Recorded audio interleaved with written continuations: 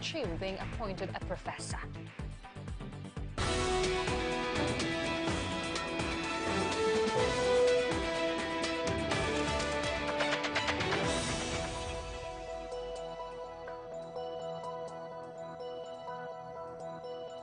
News from Russia and around the world. This is RT with me, Yulia Shapovalova. Thanks for joining us. The International Chemical Weapons Watchdog says the Syrian government has complied with its promise and handed over the last remaining details of its toxic arsenal to the agency. This comes as part of Syria's chemical disarmament plan hammered out by Russia and Washington last week. RT's Irina Galushko has the details. Damascus has fulfilled its obligation to send all the documents regarding its chemical stockpile to the Organization for the Prohibition of Chemical Weapons, or the OPCW. Now, of course, the OPCW has to work out a framework in order to deal with the procedures of the disarmament of Syria. They were supposed to hold a meeting on that on Sunday, but they have postponed that indefinitely. Of course, that was before it became known that Damascus has already sent the entire package of documents needed to OPCW. So we'll have to wait and see exactly what will transpire now. But the United Nations is slated to hold a discussion in New York in the coming week in order to legitimize the deal hammered out between Moscow and Washington about a week ago in Geneva. According to that deal, Damascus has until middle of 2014 in order to complete its disarmament program. Now, there is, of course, some difficulties involved therewith, and that is the fact that the chemical stockpiles, the Syrian chemical stockpiles, are actually distributed between various points in the country, and not all of those parts are controlled entirely by the official Damascus.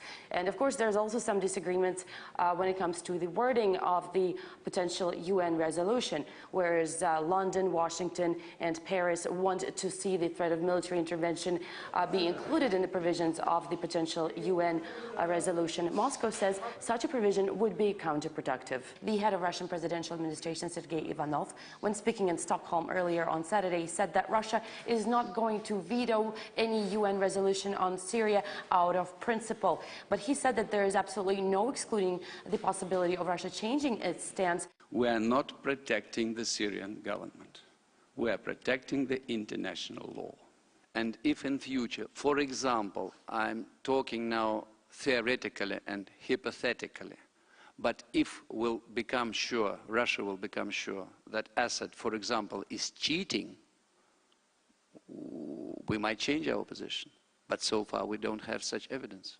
But again, Russia has been adamant about the necessity of the diplomatic solution of the Syrian crisis, and it has been pushing the Syrian government towards the discussion table. Russia has done its part under the Russian-American initiative on May the 7th. We have secured Damascus' commitment to send a delegation to Geneva conference. Our American partners have so far failed to do the same in their talks with the opposition. It also looks like, according to Sergei Ivanov, that the Syrian opposition doesn't seem to be so interested in getting to the discussion table. On top of that, it is notoriously disfragmented, with some inner scuffles happening sporadically over the past several years, as a matter of fact. And also, we must not forget about the fact that there are also numerous groups within Syria itself which are fighting supposedly for the opposition, but at the same time, they are openly affiliated with Al-Qaeda. And of course, should a military involvement be, in fact, put in place by states such as the United States or France or the United Kingdom, of course, that would mean a complete and total mayhem in Syria, something which we have already seen happening in countries such as Libya. And let's now talk more on Syria's chemical demilitarization plan and the international buzz surrounding it with Syrian political analyst Ammar Waqqaf. Mr. Waqqaf, welcome to RT. It's good to see you. So Syria has handed over details of its chemical program, but under these circumstances of war now, is it really possible to compile together all the data required in just 7 days? Well, hello. I think, first of all, that the data didn't, or this agreement didn't come as a surprise for at least the Syrian government here, and I think they were prepared previously, discussing probably with their Russian counterparts and friends about this possible move, and what would that require the Syrian government to do, including, for example, presenting full documentation about their stockpile.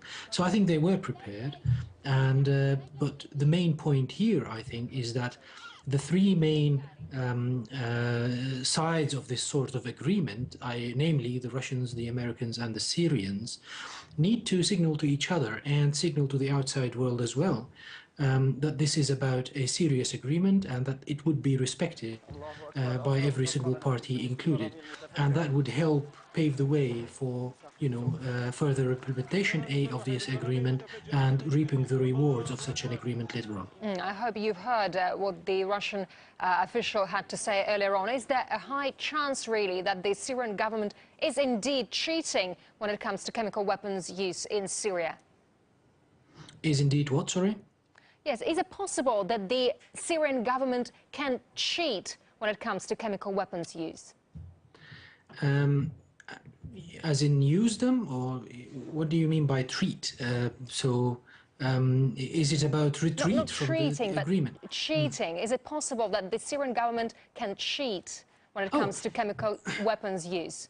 Well, if I understand you correctly, I'm sorry a little bit for the vocabulary shortage here, but if I understand you correctly, I think the Syrian government will need a little bit of help in order to get rid of the chemical weapons according to the agreement in the time specified, which is a bit short. I mean, we've heard like 8 or 9 months by the American side and about a year by the Syrian president. So they would definitely welcome help. Is that what you mean?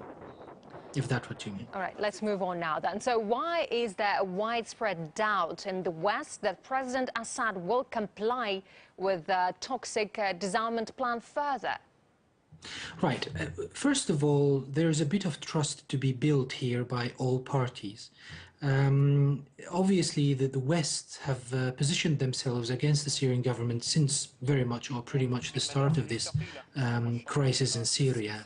And neither they nor the Syrian government are going to find it very easy to press signals or send signals across that can be treated with a high level of trust. So they will have to be skeptical, at least in front of their, public, to whom they've said quite a few times before that they don't trust the Syrian government. So they want to tell their public, we don't trust them yet, but we'll need to wait and see.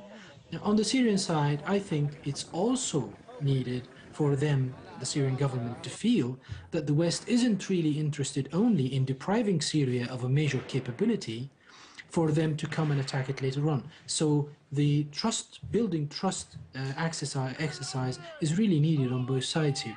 I see. Moscow thinks that Washington hasn't done enough to push the rebels to the Geneva II talks, but does the US have enough influence here? They do have an influence, or they seem to have an influence on the politicians who say they represent the Syrian opposition or they form the Syrian opposition, or some of them at least, because they are definitely fragmented. But where America doesn't really have much leverage is on the forces on the ground, those who carry on weapons and who may see and already have seen probably this sort of agreement as a threat to their existence. Why would they comply? We've seen them destabilize a lot of agreements, or a few agreements that have been reached before throughout the UN framework, for example, Lakhdar al-Ibrahimi or Kofi Annan's plan. So is it really the Americans, is it in their capability to push them for going to Geneva talks? We don't know. I think this will have to be done through the major regional players or patrons like the Saudis and like the Turks, and those people actually control more of the forces on the ground because they are the ones who are supplying them with fund, with intelligence and with military equipment much more than the Americans are doing. But is it in the interest of the Saudis and the Turks to actually go on with such an agreement and having to live with the Syrian government for decades to come, or the current Syrian government for years to come? I don't think so. So the Americans have a fair bit of, playing to do in order to convince the regional parties of playing along. All right, Syrian political analyst Ammar Waqqaf, thank you very much indeed for your time. Thank you very much, Julia.